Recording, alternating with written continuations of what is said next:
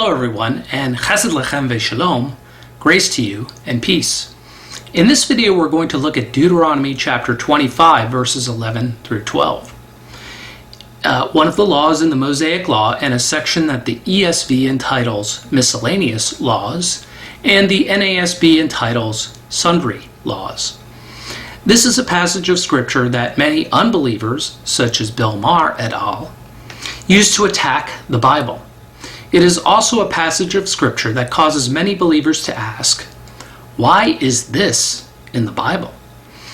The passage reads in Hebrew, Ki ינצו אנשים יחדיו, איש ואחיו, וקרבה אישת האחד להציל את אישה מיד מכהו, ושלחה ידה והחזיקה במבשיו, וקצתה את כפה לא תחוס עינך.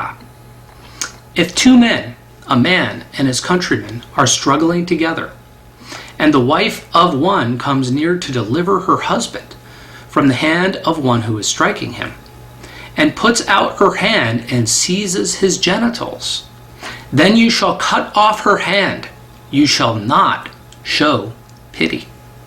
Now, to the postmodern mindset, this seems like it is an unjust law. After all, the poor woman was only trying to help her husband. However, if we think biblically, and that's the key, we must always think biblically. We have to put on our biblical mindset and take off our postmodern pagan mindset.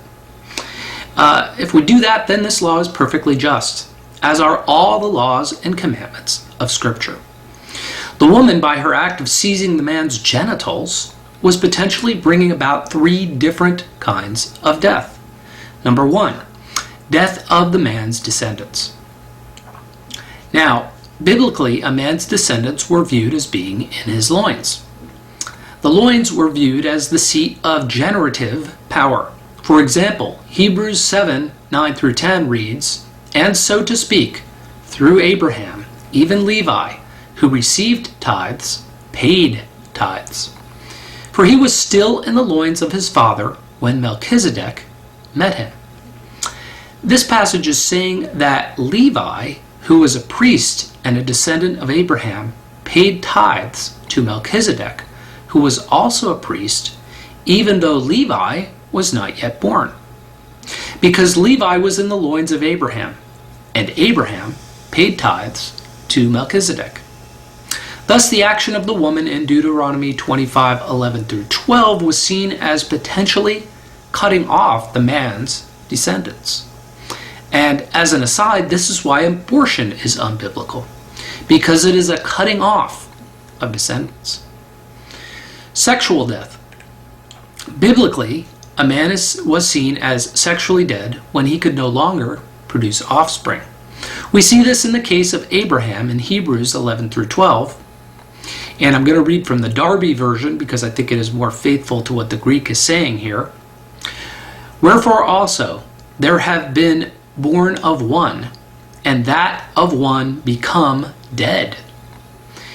Even as the stars of heaven in multitude, and as the countless sand which is by the seashore.